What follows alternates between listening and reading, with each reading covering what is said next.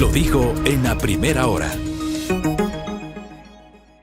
Vamos a conversar con David Mesa, que está con nosotros acá. Él es abogado, penalista y quien está patrocinando la defensa jurídica del exfuncionario de la vicepresidencia de la República que se convirtió en denunciante, primero del hijo de la vicepresidenta, de Francisco Barreiro Abad, denuncia por la cual Barreiro Abad fue detenido y ahora mismo se está defendiendo en libertad luego de haber pagado una caución, y de lo cual se deriva esta intención de vincular a la vicepresidenta Verónica Abad. Doctor Mesa, ¿cómo le va? Bienvenido, buen día. Muy buenos días, muchísimas gracias por la invitación. Qué gusto verles a los dos. Gracias. Bienvenido. Muy amable. A ver, pongamos un poquito en contexto. Es importantísimo hablar del contexto. ¿Cómo se origina todo, doctor? A ver, sí, y como lo mencioné, nosotros como defensa del señor Rommel Pérez hemos tratado de apartarnos del tema político. Sin embargo, en el momento en que tratan de posicionar que todo esto es un entramado para poder destituir a la vicepresidenta y que no existen los elementos y que es inventado, es necesario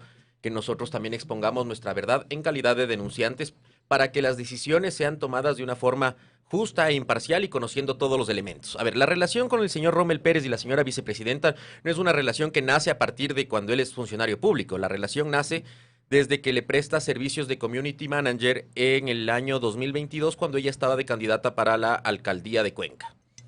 En el mes de octubre del 2023, una vez que ya ella estaba elegida como vicepresidenta, se comunican con él, y eso consta dentro del expediente, que preste sus servicios gratuitos con un ofrecimiento de que una vez que ellos lleguen a posesionarse en el cargo, efectivamente le van a también dar un cargo a él.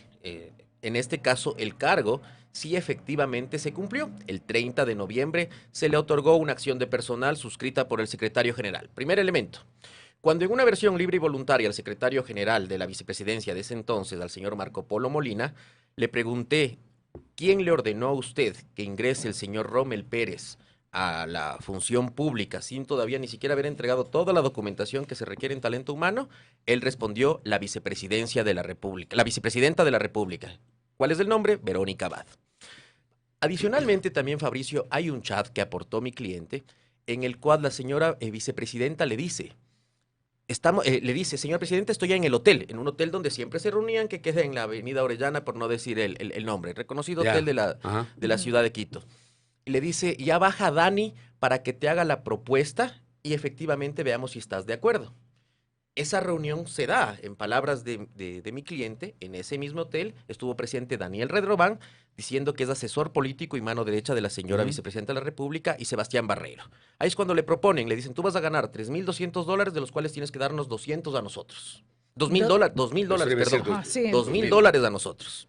A ver, va a ganar 3,000. 247. 3,247. $2,000. ¿Con qué cargo? Con el tercer cargo más alto de la vicepresidencia de la República. Había vicepresidente, secretario general y el coordinador general de comunicaciones de estrategia. Y eso gana el coordinador general de comunicaciones. $3,247. El señor se quedaba con 1,200 aproximadamente. Con menos, con 800, porque le descontaban el seguro. de 10. Correcto. Ya.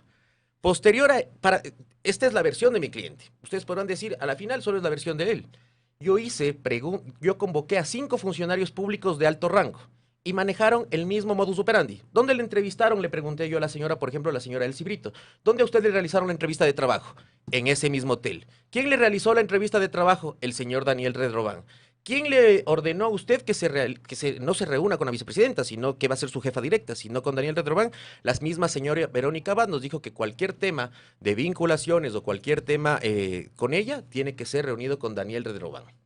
A lo largo de entonces, ¿eso qué nos quiere dar? Que efectivamente la versión de mi cliente de que se reunían siempre en hoteles a realizar todo este tema de las contrataciones no es tan increíble, sino mejor es verosímil, es más bien creíble, porque otros 5 funcionarios dijeron lo mismo. Mismo hotel, mismo funcionario, mismo presunto funcionario. Doctor, ¿su cliente aceptó?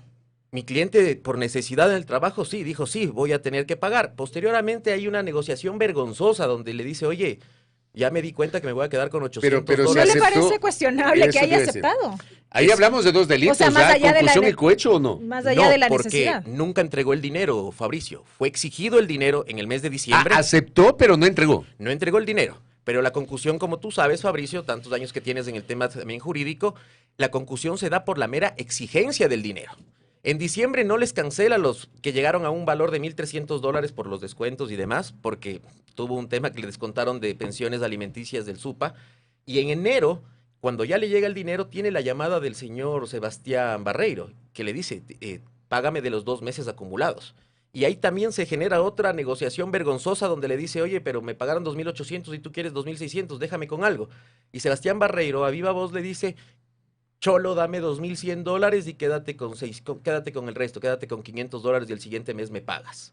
Sin embargo, para esa fecha, para el 9 de febrero, que es de esa llamada, mi cliente ya puso en conocimiento de las autoridades. La denuncia no es, y eso también quiero que entiendan, no es que primero grabó los audios Fabricio y después puso la denuncia. La denuncia ya la puso el 1 de febrero, se asignó policías, se declaró reservada la investigación, ahí sigue investigación previa reservada. El juez aprobó inclusive los seguimientos, por eso es que hay fotografías cuando entras Rommel Pérez a las oficinas de Sebastián Barreiro para el tema de la devolución de la letra, porque en diciembre le hicieron firmar una letra de cambio por $30,000 para garantizar los posibles 15 sueldos multiplicado por los 2,000 iniciales que fueron solicitados, efectivamente para poder garantizarlos. ¿Qué le lleva a su cliente a presentar la denuncia? Si bien no entregó ningún dinero, hubo un momento en el que sí aceptó esta negociación. ¿Y qué es lo que le lleva a presentar la denuncia posterior a eso y no cuando ocurrió la negociación en sí misma? Posterior a esto se dio cuenta que por la necesidad del trabajo no puede cometer actos de corrupción y se arrepintió y presentó la denuncia el 1 de febrero. Y todas las grabaciones subsiguientes a partir del 1 de febrero ya fueron controladas por la policía mediante técnicas de investigación. Oiga, pero a ver, pero lo hace en febrero. ¿Esto cuándo ocurrió? ¿En diciembre? El diciembre. Pasó enero y claro. Pasó febrero. ¿Por qué no lo hizo de forma inmediata? Exacto. Insisto. Y además, a ver, doctor, aquí hay un tema que es inevitable y que está dentro de la discusión, y me imagino que Belkis va a coincidir con esta visión, pero está el tema político. O sea, las diferencias del presidente con la vicepresidenta, lo que le manda Israel, esta discusión sobre el reemplazo de la presidencia o el encargo en la persona de la vicepresidenta, la posibilidad de que la Asamblea le autorice el enjuiciamiento penal. O sea, todo esto tiene un hilo conductor. Entonces es inevitable pensar, ¿por qué no hizo la denuncia en diciembre o en enero? ¿Por qué lo hace en febrero? Porque él necesitaba el trabajo, estaba desempleado más de 6 meses, le ofrecieron, es más, trabajó gratuitamente octubre y noviembre y requería por lo menos que se compense sus 2 meses de trabajo que trabajó de community manager y manejando las redes, generando contenidos de la vicepresidenta. Necesitaba él el trabajo, pero después llegó un punto de arrepentimiento y puso la denuncia. Por eso es que nunca se entregó el dinero, pero las exigencias claramente están. Entonces, lo que también tenemos que analizar y por qué yo creo que la señora fiscal Diana Salazar, porque nosotros no denunciamos a Verónica Abad, pero Diana Salazar, o sea, la fiscalía como tal dijo, han aparecido el nombre de Verónica Abad, han aparecido indicios, entonces tiene que ser formulada cargos para que pueda ejercer su derecho a la defensa y pueda aportar elementos de descargo. Y yo creo, desde un punto de vista inclusive ya como ciudadano, Fabricio, que la Asamblea debería dar paso. ¿Para qué? Para que efectivamente durante estos 30 días adicionales de investigación la señora vicepresidenta pueda entregar elementos de descargo. Si no le conocía al señor Daniel Redrobán, que nunca fue funcionario público, que inclusive estuvo en visitas oficiales en la Embajada de China, estuvo viajando en aviones oficiales de la presidencia o vicepresidencia de la República. Entonces, todo eso deberá explicarnos, pero el paso al proceso penal del día de hoy no conlleva un enjuiciamiento. Porque puede pasar que en estos 30 días la fiscal Diana Salazar no encuentre elementos suficientes para pasar a juicio. Para pasar a juicio. Y emita un dictamen abstentivo. Pero ya se dio en los 30 días para que la vicepresidenta pueda efectivamente defenderse. Es más, inclusive yo soy defensor de que si es que el día de hoy aprueba la Asamblea, el día lunes la doctora Camacho no debería dictar prisión preventiva. ¿Por qué? Porque ella no se fue en función del proceso. Ella se fue por cumpliendo una orden de la máxima autoridad del país. Entonces, ni siquiera para mí está en juego aquí la prisión preventiva. Para mí lo que está en juego es que ella pueda defenderse, destruir la teoría del caso de fiscalía y de esta defensa y efectivamente poder aportar los elementos de descargo. Hay un cuestionamiento ahora mismo en torno a esta reserva con la que llegó esta solicitud a la Asamblea Nacional para que proceda y se pronuncie. ¿Cabía o no declarar en reserva esta documentación, si se quiere? Claro, Ujú. el pedido de la jueza de la claro, Corte Nacional de jueza. Justicia.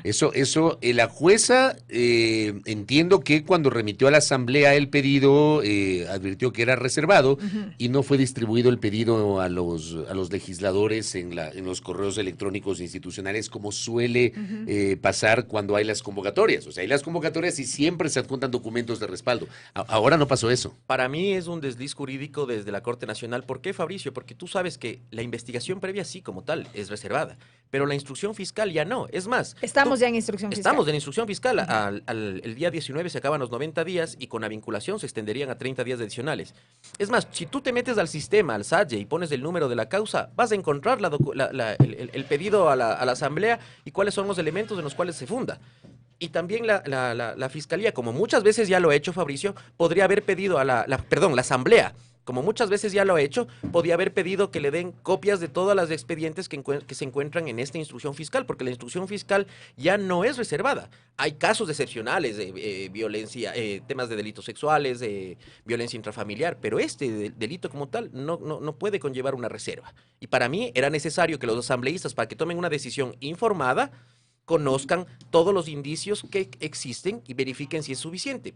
Pero desde mi punto de vista, hoy tienen que solo verificar si es que existen o no existen indicios, porque el calificarlos o ponerles en un baremo ya entrarían a un proceso judicial. ¿Y qué pasa si es que en 15 días, durante los 30 días de investigación, se explota algún teléfono adicional o se llega a alguna evidencia contundente y directa que la vicepresidenta efectivamente sabía de estos temas? Se genera impunidad, porque ya no vas a poder vincularle. Y así también, la vicepresidenta durante estos 30 días puede aportar una prueba directa o contundente de que efectivamente no conocía y la consecuencia jurídica va a ser de que va a tener un sobrecimiento o, si es que pasaría a juicio, inclusive una ratificación de inocencia. Su cliente, y con esto voy cerrando, su cliente está convencido que la vicepresidenta sabía.